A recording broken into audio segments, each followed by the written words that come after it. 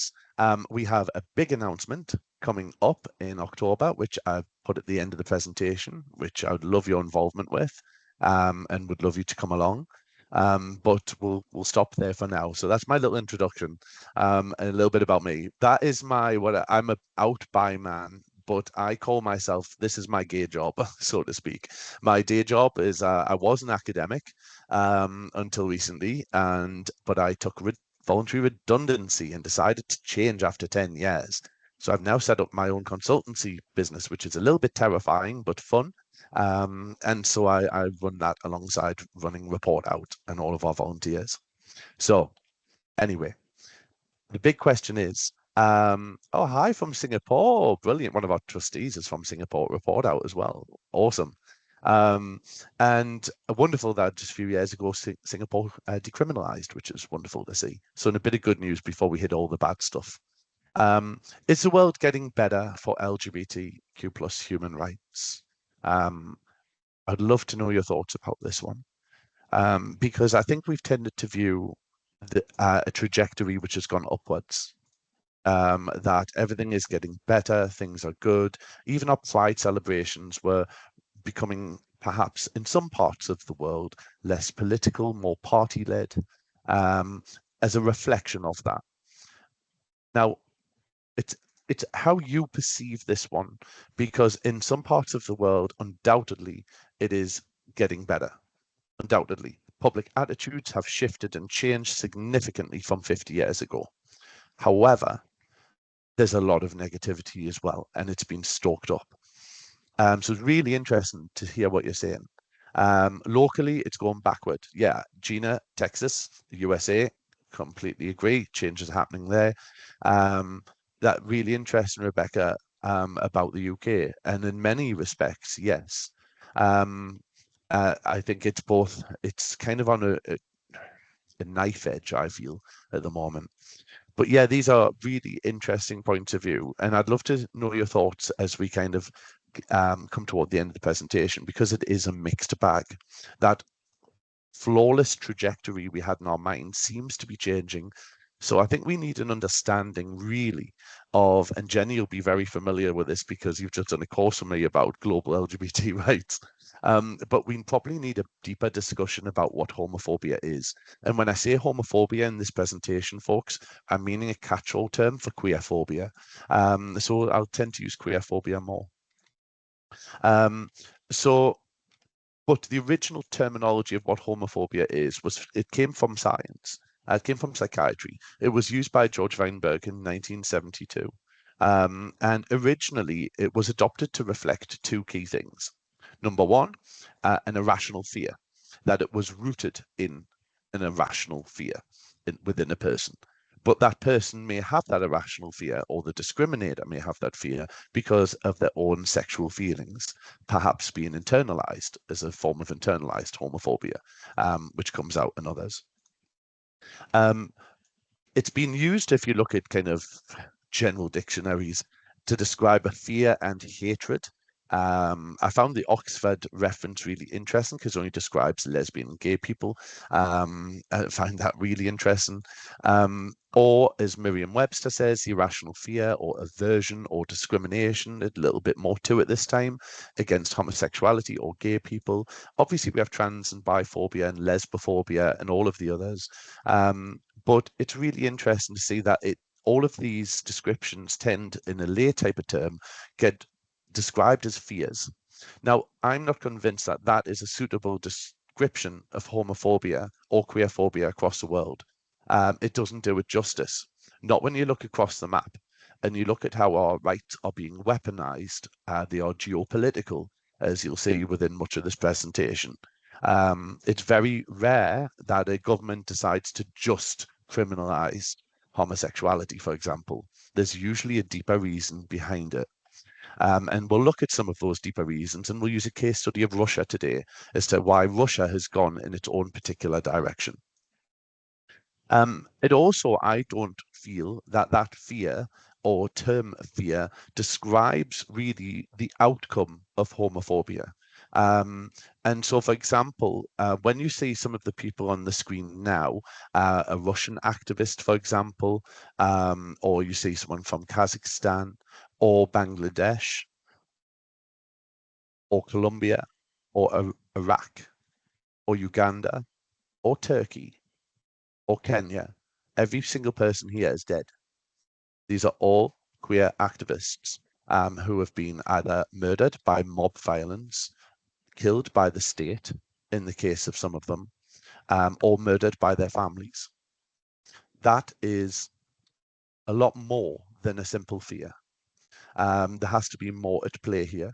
So we often bring in questions about culture, the role of culture, the role of religion, the role of community, the role of other aspects in here that bring this to life. So let's look across the map of the world, first of all. And don't worry, there will be questions at the end if you'd like to ask anything. The most recent ILGA, or the International Lesbian Gay Association map, shows where same-sex sexual acts have been criminalized. These are consensual acts where the death penalty is also at play. Now, maps are great and they're useful, but they only give us some information. For example, I'm looking at Brazil there, for example, that Brazil obviously doesn't criminalize same-sex sexual acts, but that doesn't necessarily mean public attitudes have caught up with that. Brazil has the highest rate of trans murders in the world compared to any other country. It also has some of the better reporting systems as well, so that also sways the data. But still, trans murders within Central and South America are a very real thing. So if we look across these countries, when I set up Report Out 5 years ago, I was talking about 75 countries which criminalized same-sex consensual behavior.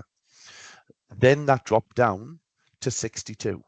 And I was feeling really good because the Caribbean dropped like the dominoes, and other parts of the world, like Mauritius and places like that, started to decriminalize. That figure within just 1 year has moved up to 65. The number has changed again. Countries are being emboldened, and we have to ask why. So there are 12 countries where the death penalty can be put into place in terms of jurisdictions. However, I've got to add that they're not all actively used. So, for example, Mauritania on the continent of Africa has had the death penalty for 40 years. It's never used it once. Iran uses it regularly. Very often these days, not so much for homosexuality, but I think that'll be changed. They'll find another law to do it, like a paedophilia law or something similar, or a treason law or something like that. Saudi Arabia does use it, but it also fears using it because it knows it's allies with the West, and that gives a bad PR campaign for it. So it tends to stay clear of using it where possible, but it still does. Other countries which actively use it are in North Nigeria, where Sharia law is a key feature of northern Nigeria, but not southern Nigeria, where there is no death penalty, where it's predominantly Christianity based. And we've seen it used recently in Yemen, where a couple recently were put to death by stoning because of they were caught having a sex act. So there are, like I said, now 65 jurisdictions across the world where it is illegal, 12 with the death penalty, probably about 4 or 5 which are actively used. I did forget to mention Somalia, which does tend to use the death penalty as well. So it's a mixed bag across the world. And when we then start to get to legal gender recognition from self-ID, which is the darker blues, like we see in Brazil and India, a lot of South America have been very progressive with this. In fact, South America largely has led the way, and Mexico have led the way in a lot of very positive reforms at a global level. Brazil was the first country ever at the UN to mention LGBT rights, which started the ball rolling. India has brought in legal gender recognition now, as has Pakistan.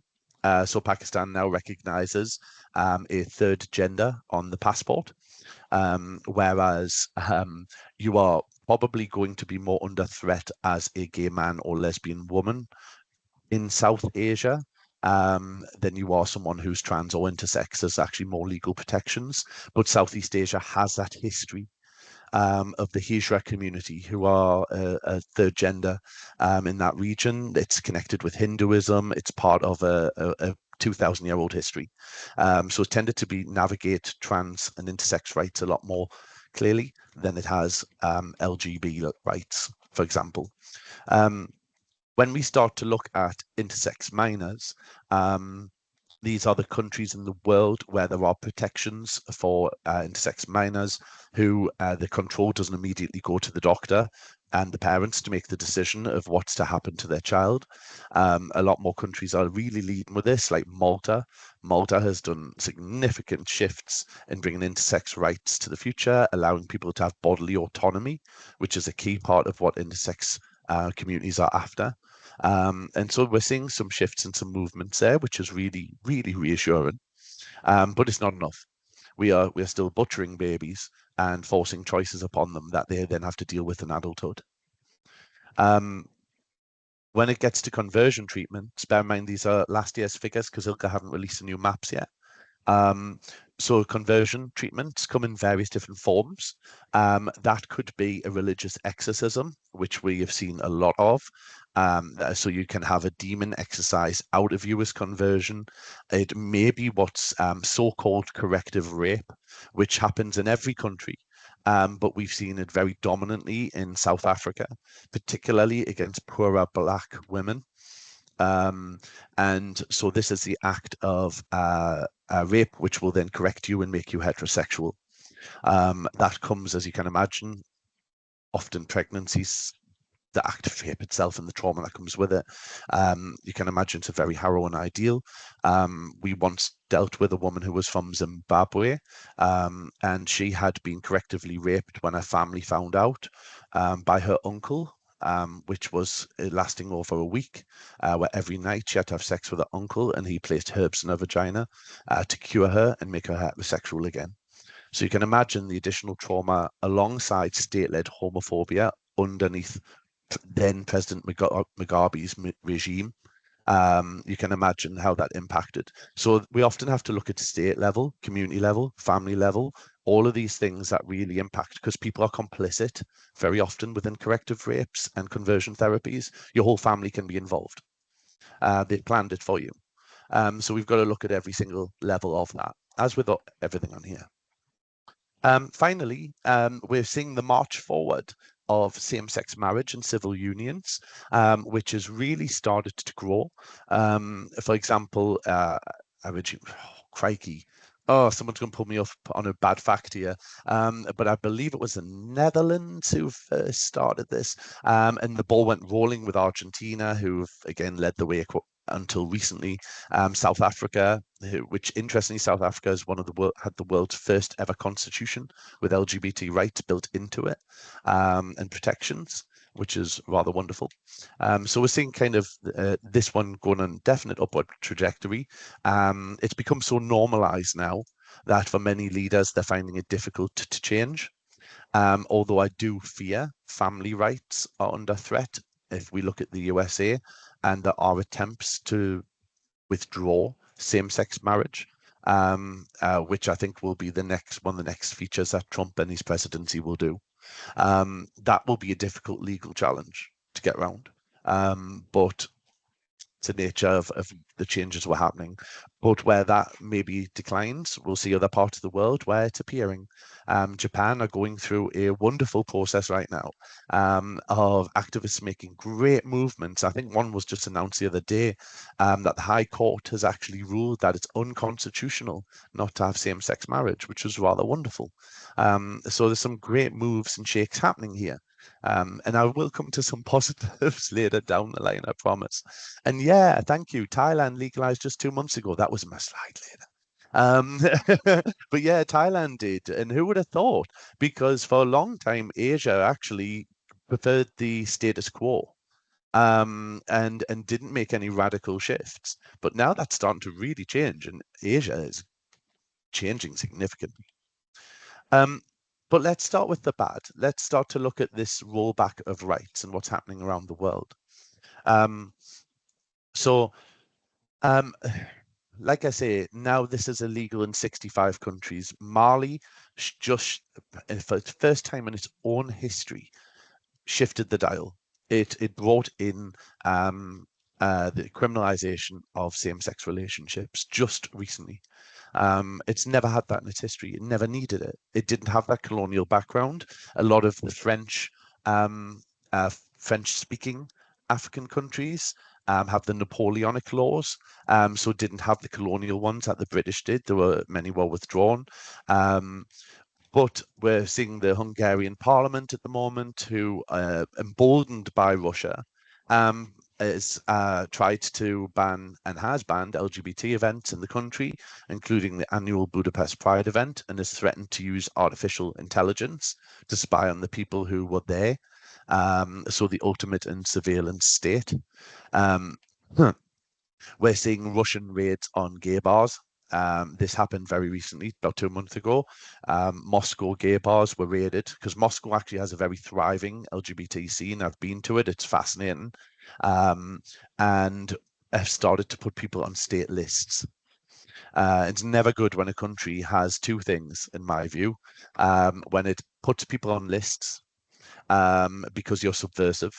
And secondly, when it has someone who's in charge of ethics and morality as an MP role, you know it's never going to be good. The Russian High Court has condemned my organization, alongside many others, the International LGBT Rights Movement, as extremist. So if you have engagement with an outside LGBT organization as a Russian, you can be put under terrorism laws. Georgia have been emboldened by this, and they have elected a far right, because we need to be keep very close eye on the far right. Um, they've been emboldened. They've put in a law which is about, if you accept more than 20% of foreign money, that could also come in terms of volunteering or donations. You are also classed as an extremist. Belarus, and it's a crazy country, Belarus. If anyone's been, it is really the last dictatorship of Europe. It's been under dictatorship for 40 years. It has now, because Cozy's up to Russia, it's Russia's friend and Georgia's friend, has begun to classify content related to sexual and gender diversity under its pornography laws. So simply showing anything LGBT related is classified as pornography. Like I said about Georgia, it's now brought in anti-LGBT propaganda law. This is the route we're going to go down. Many nation states who are part of the EU, as part of becoming an EU state, they have to have legal protections in place in the workplace. But it only goes that far. They can do anything else after that. So they can disavow same-sex marriages. They can bring in anti-propaganda laws which affect schools, and they can legally get through that loophole.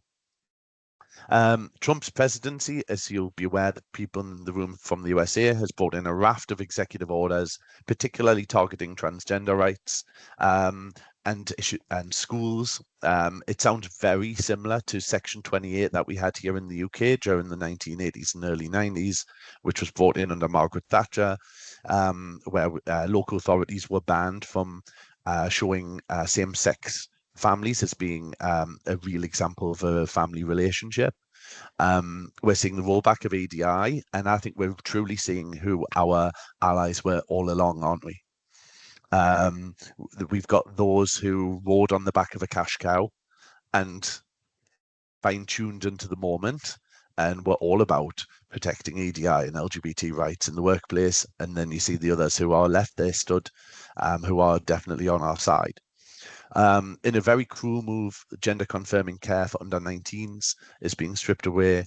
We're seeing the removal of, I thought, humiliating move to remove from the Stonewall National Park the letter T from LGB, considering it was trans people who started the riots and the rebellion in the first place. I thought that was a very symbolic and humiliating move on the community. It was horrendous. But we're seeing this in the military as well. That was done on purpose. It was just cruel, wasn't it? The USAID pauses, we've seen the effects of this. USAID, as you know, has been the world's biggest donor. And we have, I spoke to a Ugandan organization the other day because they're not allowed to register as LGBT organizations there. Many countries you can't register that to officially set up a bank account, to be able to do all that good stuff you need to do. So they set up as HIV organizations instead, and then do the HIV work and do the contracts, but have secret meeting groups for people and help them and so on. Well, I spoke to a Ugandan organization the other day who said they have lost all 21 members of staff overnight, gone. And many of the people that they hired were queer themselves because then Uganda has a very stringent law, like Nigeria's, that if your workplace knows about your identity, they can actually be imprisoned too. If your landlord purposely takes on someone who's open and LGBTQI plus, they can be imprisoned for 7 years. So you can imagine the lack of stability you've got here in the workplace, in having a home, and then the USA pauses on top of that. So we've brought I talked about the death penalty earlier. Uganda was emboldened by, and I'll come back to them, right-wing evangelical Christians from the USA who are actually seeing that the USA is, believe it or not, becoming more secular. Their influence is less than the USA. It might not feel that way, but amongst the general public, it actually is. It's very slowly moving that way. So a lot of the evangelicals have shifted over to Uganda and parts of Africa and have decided to gain their influence there. And that brought in the Anti-Homosexuality Act in Uganda, which brought in the death penalty, the first country in a lot of years to bring in the death penalty for homosexuality under the claim of aggravated homosexuality. And we were all like, what's that? But that apparently is if you pass on HIV to another person during the act of sex, same-sex sex. If you sleep with a disabled person, and if you sleep with an older person, can be classified as aggravated homosexuality, and therefore will you could be put to death. And there are actually people on death row now in Uganda. It never had this law before. It had a former colonial law, but never had this one. And that is USA interference. That one. It's not just because the government of Uganda wakes up one day. What they realize is that their economy is crashing. They need a scapegoat, and the evangelicals have given them that. And they've went, okay, let us do what we want to do in your country, and we'll give you your scapegoat. And they presented them LGBT people. This is also happening in Ghana. This is a really interesting one. I'll tell you, this is going on YouTube, isn't it? There is a former president of Ghana who quite clearly didn't want this signed into law. They really didn't want it signed into law. It's an international embarrassment. We know there's an economic argument for LGBT equality. If you have these harsh laws in place, then that tends to put tourists off. It puts people off from coming there. Quite clearly, the president didn't want it signed and so allowed it to be delayed for ages. But the ominous threat, that sword of Damocles hanging over people who live there, was terrifying. And it eventually didn't go through on a technical fault. Funny that. But the MPs, ever emboldened with the Ghanese economy going downhill, have decided that they can use Uganda's trick. And so MPs have propositioned a new bill. And copycat bills in Kenya are in progress. Now, Kenya is actually one of the most liberal countries in East Africa. Yes, it still has an old colonial law. It never uses it. But we're now starting to see politicians seeing what's working, and they're starting to use that too. Brilliant point in the chat, by the way, and I'm sorry to hear that, Eric. That's really sad. It really is. Burundi, sorry. This is a really interesting one. Again, emboldened. I was talking to a Nigerian activist the other day, and he said that his food prices have gone up by 3 times. A lot of countries have had economic mismanagement, largely due to the World Bank as well and the IMF getting involved, but also due to own corrupt leaders. And so Burundi, rather than tackle his own social problems, has actually said we should stone LGBT people. Obviously, we've seen the resurgence of the Taliban in Afghanistan.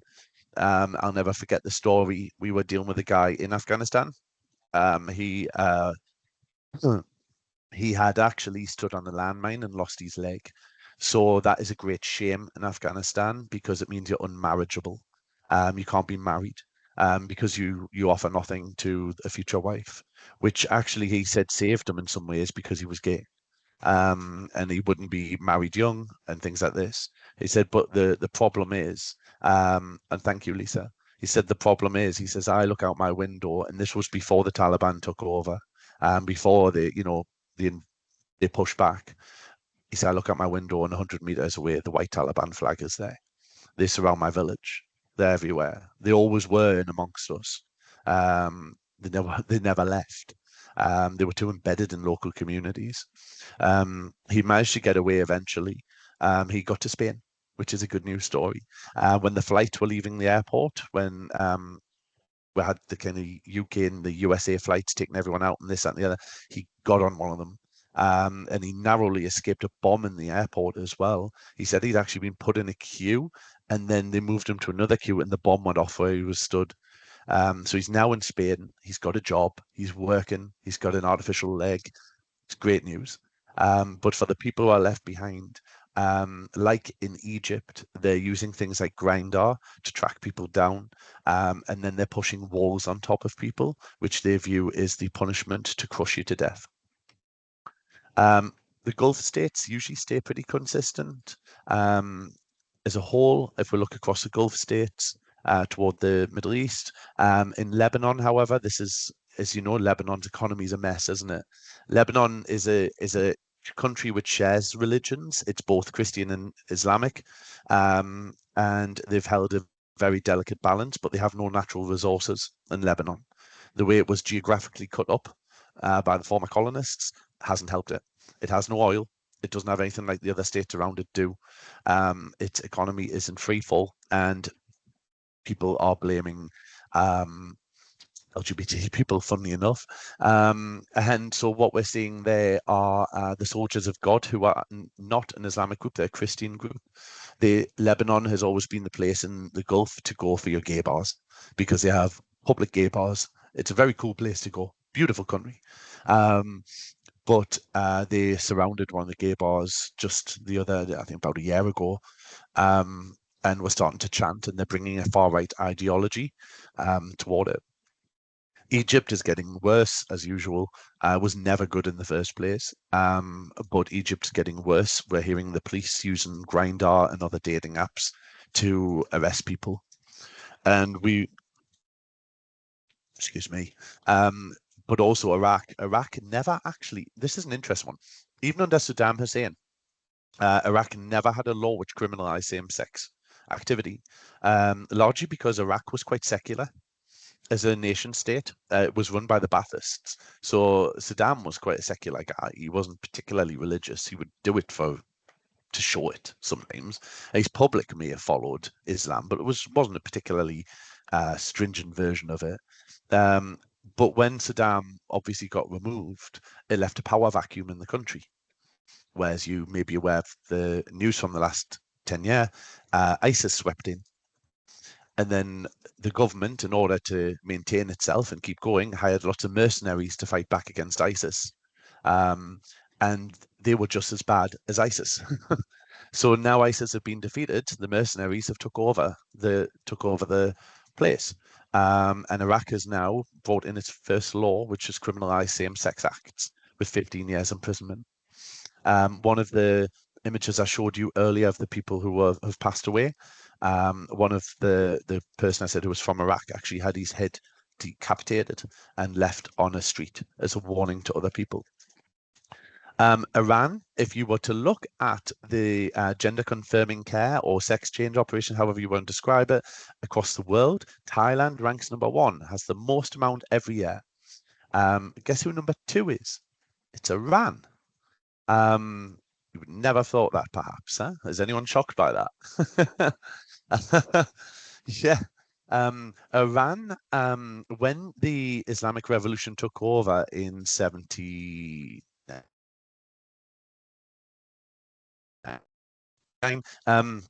there was a question around what do we do with LGBT people, because they were linked to the former Shah who used to run the country. The religious leaders produced a statement which said, "We will, if you are captured the first time, you'll be imprisoned and whipped. If you are captured the second time, you will have an option to use surgery to change you." And this is often what's happening. We're hearing police reports that actually you don't get a first choice. You get arrested as a gay man and you are forced to undergo a sex change operation. And then you are married off to a heterosexual man to be his second or third wife. And there is obviously a pecking order, as you can imagine, a hierarchy of that. And often people end up in quite abusive marriages. They didn't want this in the first place. Some do, don't get me wrong, but many don't. So the attempt is in Iranian culture is to maintain the binary of male and female. That's what the attempt is. And they often look over to the USA and the West as being they view it as solving a problem that the West has got, where the West is ruined and spoiled and degraded and all the rest of it, and they've cleaned it up. So they've been watching over geography to see how other countries react. President Erdogan, you may have seen this protest going about him at the moment, has pronounced this year to be Year of the Family. He is now offering women financial incentives to have babies, and he said that every Turkish woman should be having 3 children. And he's promoting the traditional family model. Erdogan, in order to keep his power base, has cozied up to the Islamists. He has shifted Turkey from being a very secular country to a much more Islamic nation state, and has started to encode religion into the state, which it never had before. Turkey was always a secular country. It was set up by Ataturk in the first place to be just that, who even banned fezzes back in the days because they were too religious, banned the hijab and things like this. But we're hearing rumors now that Turkey's going to go one step further to promote his Year of the Family. Bear in mind, he's friends with Putin and so on. And he's a populist, like they all are. There's potential rumors that Turkey's going to bring in its first ever act to criminalize same-sex activity. Istanbul has a thriving gay scene, thriving. It's huge. And it would criminalize. It hasn't done that since it was the Ottoman Empire. So the question is why? The first reason I've hinted at already is the spread of evangelical Christianity has lost focus in the West. They're looking elsewhere for new markets. They need new audiences, and we're seeing a birth of that in Latin America and particularly sub-Saharan Africa. The other reason why is because we're a convenient weapon. Most people, when you think about it, have not met LGBT people in places like Ghana, or in Morocco, or where it's much more secret, perhaps, and underground. So it's really easy to target a brush on a community who you have met, they just haven't told you.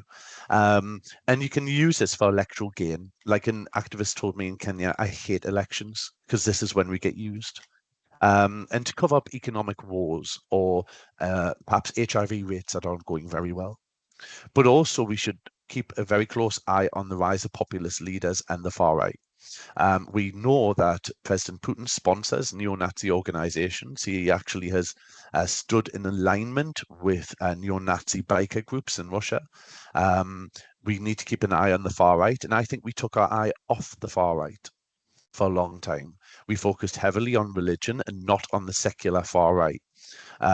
We took our eye off that one. But also, for many religious leaders, they fear the modern. Globalization has presented them with a loss of control. People don't stay within their communities like they used to. They shift around and move. That means very often those old traditions, like, for example, female genital mutilation and cutting, are seen as old-fashioned. And those leaders want to hold on to that old-fashioned and so fear the modern and what the changes that may bring. Does that make sense so far, everybody? Cool. I hope you find it interesting or learning something new today. Maybe I can speak. Fascinating. I'll say, because we have lots of people. Maybe people don't want to come off mute, but yeah, we're getting some comments in the chat there. Cool. Oh wow. Okay, great. Yes, it is very intense and awful. I agree. I'm pleased it's eye-opening. Once we see the links between what's happening here, this is really important. Big and what we can do to help Rebecca, I'm going to come to. Thank you for that, Eric. I really like that comment. I appreciate that. What's very clear is our rights are geopolitical. What we see when there's advances in the West, Iran proves it's not the West by hanging more queers. Get my point? A lot of it is about how India under Modi as a populist leader can present himself. He's still conservative. His party does not really support LGBT rights, but they decriminalized it. They have brought in same-sex marriage. But that also shows that India is not Pakistan. You get my point? It's how you present yourself geopolitically to the rest of the world as well, where everything is linked. Saudi Arabia sends its version of Islam, which is an extreme version of Islam, Wahhabism, to other parts of madrasas and Islamic learning schools and things like this, to other parts of the world, which has radicalized people in Pakistan who previously actually had a third gender and will still do, and have quite a tolerant attitude towards same-sex activity, so long as you keep it secret. But so you can kind of see the interactions that the world has brought us. Oh, brilliant. I love the comments. Thank you. So let's take a deep dive case study into somewhere like Russia. So welcome to Putin. This has been a tricky one because the USSR, it was under the Tsars, there was a law in place to stop same-sex sexual activity, brought in by Peter the Great. But under the Tsars didn't care. The Tsars had lots of queer people surrounding them. And so the law was rarely used. However, when the revolution happened and the communism came in, there was no real awareness, and people attached homosexuality as something that the Tsars did because they surrounded themselves with queer writers and artists and things like this. So the label stuck. That's back to the day of the Tsars. So under the USSR, there was no mention of homosexuality, for example, or anything else other than medical textbooks. So there's accounts of people who lived in the USSR and satellite countries who used to go to libraries just to read about what they thought they were and only could get it from medicine. Russia, when the Iron Curtain fell, really didn't decriminalize homosexuality on purpose. It's just because all the former laws vanished. It did it de facto. So it just happened that that law vanished. It was no longer legal. The law that Stalin had brought in. But Russia at that time, you might remember, its economy was crashing. There was a slow population growth. People were dying of HIV and AIDS. It had a huge heroin issue. It was the place known for child pornography and Russian mail order brides. It was getting the worst international reputation. Under Yeltsin, it was a mess. He himself was an alcoholic. There was a feeling that Russia had become too feminine in the eyes of the world, that the great fatherland, as it were, was vanishing, that the sexual immorality and degradation was the cause of this. And MPs would whip that up in the Duma of the Russian government. So what was really needed, and this is what Russia is known in its history, is the hard man. It had a hard Tsar, it had Stalin, and then it lacked that. They needed someone else to come in and remasculinize Russia. And then Putin originally was going to be a friend to the West for the first few years. He was the darling of Europe. People courted him and saw him as a steady but safe but boring pair of hands. That then changed because the West got involved in the Iraq War, and dangerously close to his border were the color revolutions in Georgia and Ukraine, and then the highlighting of the Sochi Olympics. And so all of this led him to clash with the West. And when the West didn't bomb Syria and refused to bomb Syria, he viewed them as weak. And at that point, Putin's attitude toward the West changed. You're weak. You have these weapons. You'll never use them. And at that point, the attitude altered. So he then started to go his own journey, which some have suggested he always had. In 2013, he banned propaganda of non-traditional sexual relationships amongst minors under the fear of this idea that Russia was corrupt and he could come in and clean it up. from its former mess that it was and bring in a safe pair of hands and not be like the West. Have a unique Russian identity that stands in opposition to the West because the West are weak. They refuse to bomb Syria. Is that making sense so far in my own little geopolitical speak, everyone? Because our rights are caught up with it. Good. Then Russian authorities by 2018 had forbid the biggest gay website, Gay Are You, because of propaganda of non-traditional sexual relationships. So there was a crackdown on websites.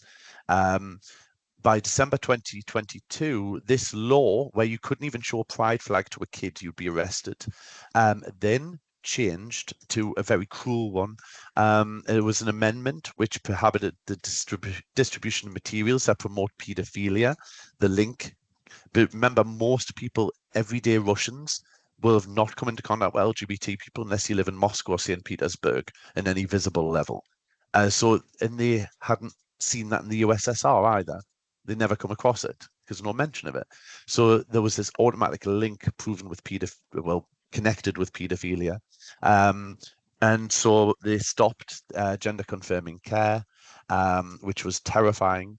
And then public expression of LGBT identity has been banned since 2023.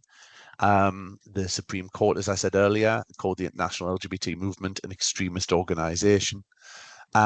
And the question I asked a Russian activist is, why didn't he just simply recriminalize? He's done everything else, removed gender affirming care. You can't show it in front of minors, you can't now show it in front of adults. Why not just recriminalize like Stalin did? And the answer is he wants to be seen to not be arresting fellow Russians. He wants to be seen as the protector of Russians against the West and its decaying values and its weakness and its softness. He's brought in a hardness to Russia that it needed after Yeltsin and the collapse of its economy. So for him to be arresting lots of Russians is not a good look, which is why it's doubtful he'll probably criminalize same-sex activity, because that's what Russians do with each other. And he said on occasions it's okay for them to do that, but as long as you're not showing it to anybody else. So he's trying to project an image to the world, really, isn't he?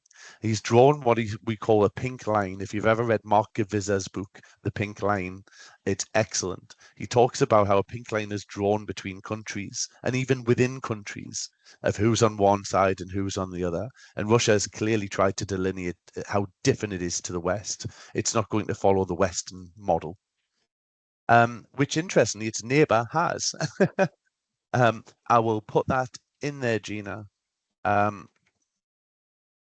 Mark Gewiser, and the book is called The Pink Line. It's a very good read. Ukraine was going the same way as Russia in 2014, and then it changed. Why? Because of war.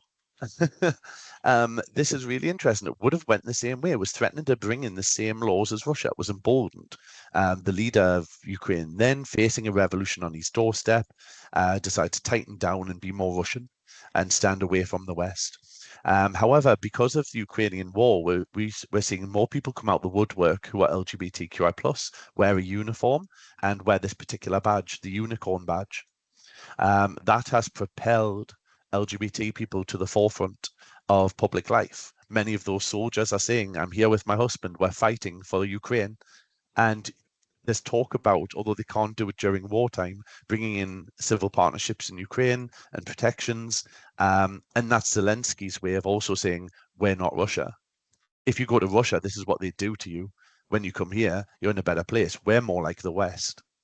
So it's not all benevolence, but if it helps these people, it helps these people. He has stood up for them historically, to be fair. He was a comedian. He must have been surrounded by them. Anyway, so in good news, to bring this forward, there's been positive changes. So the Czech Republic legalized same-sex unions on the 1st of January this year. Who would have thought, huh? Big changes in a fairly conservative part of Central Europe. Montenegro is about to bring in and debate trans self-ID this year, which is really exciting. Wee little Montenegro, which is wonderful, in the Baltic areas of Europe, often with former Soviet influences and things like this. Estonia, Greece, and Slovenia last year brought in same-sex marriage. Wonderful. Absolutely brilliant. Very conservative Greece that, had Golden Dawn, the far right, on their doorstep at one point and defeated them electorally and have come out the other side much better. Brazil is now processing a same-sex marriage bill. Now, people have always been able to marry in Brazil since 2011, but they didn't then get the protections that heterosexuals do. Brazil is now going to bring that in, which is wonderful. Japan, as I've said, the High Court rulings, it's not now expected, it's actually happened. Damn me, putting the slide together 4 days ago. These are the largest cases of, we'll see the latest cases of hopefully multiple same-sex couples suing for the right to marry and being successful. Thailand, it's been, someone said it much earlier, as Asia is starting to lead the way. I mean, Taiwan is a fantastic place. Taiwan has led the way for LGBT equality in Asia.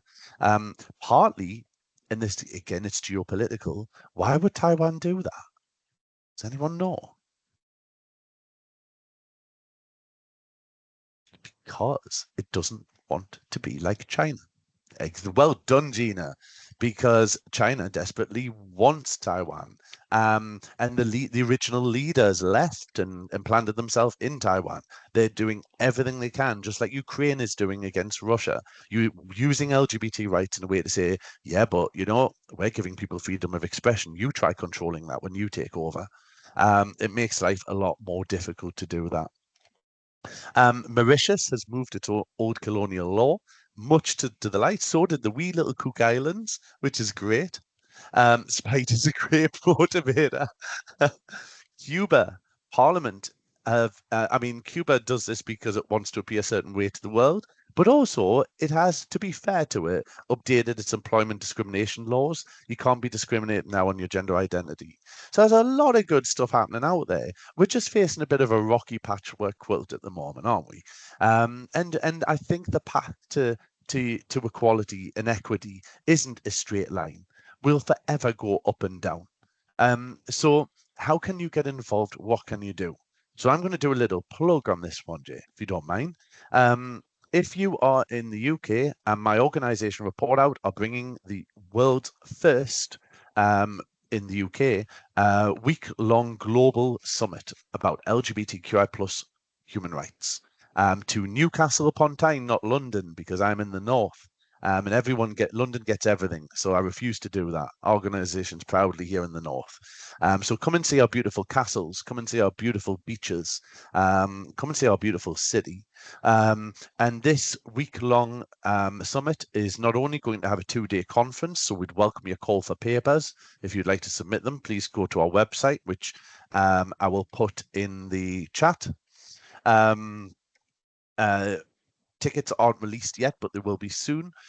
One of the key things about this is we'll be live streamed across the globe, or the 2-day conference will.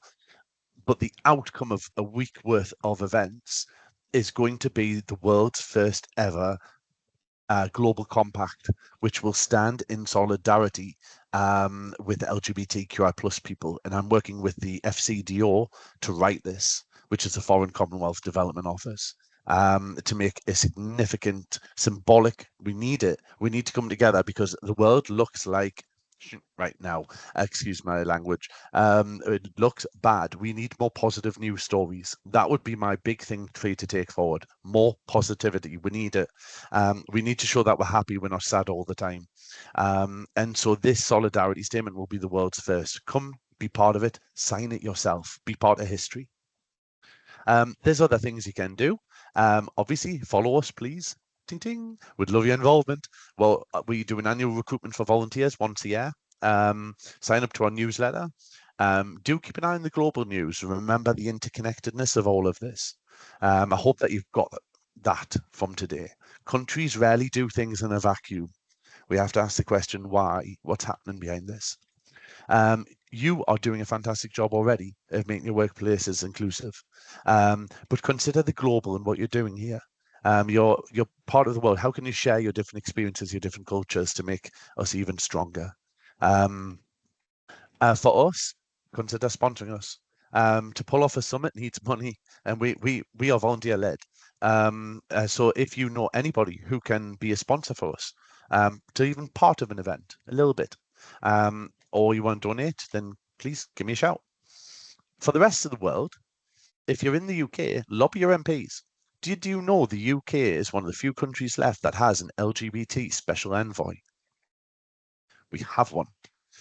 Only France and Germany have one. The USA did have one, Jessica Stern, but she's lost her job. The UK has one. We're waiting to find out who it's going to be. The Labour government are dragging their heels about it, but we do have one. Let's use them. Let's lobby them.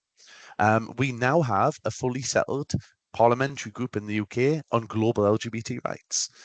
We were waiting after the election who was going to be the two people in charge of that, because they pick a Conservative and a Labour person to run the APPG. It's now settled. We have those two people. The group is ready to go. And never forget the House of Lords. You may love it or hate it, but the House of Lords has so many human rights defenders in there. Most of the posts in the House of Lords now are not hereditary. They're actually people who've been chosen. They're former leads of Oxfam. They're former leads of UNICEF. They're human rights defenders from Amnesty International. They're good people to have on your side. And also see past your own nation state. Everything's connected. Mark your key events if you haven't done so already. Your history months, your Ida Hobbits, don't give up on them. Your human rights days, if you celebrate Human Rights Day, 15th of December. Take part in global actions. Resist oppression. We can do this. We can work together. We need these positive news stories coming out about where we have a win. And I think that's really important. And remember, queerphobia or homophobia, whatever you want to call it, or transphobia is more than a fear. We've got to get past this narrative that I said at the beginning. We need to understand it's systemic. It's a part of systems. It's something that can be casually weaponized. We need to find ways to fight back against that, rather than just going, you need to understand us better because you fear us. We've got to have a much more constructive approach. So, wow, that's took me up until the very end. I really hope you've enjoyed it. Apologies, everyone, for talking at you for an hour, but I really hope you enjoyed it. No, that was amazing. What I'm going to do now, though, is stop the recording. Okay, stop recording.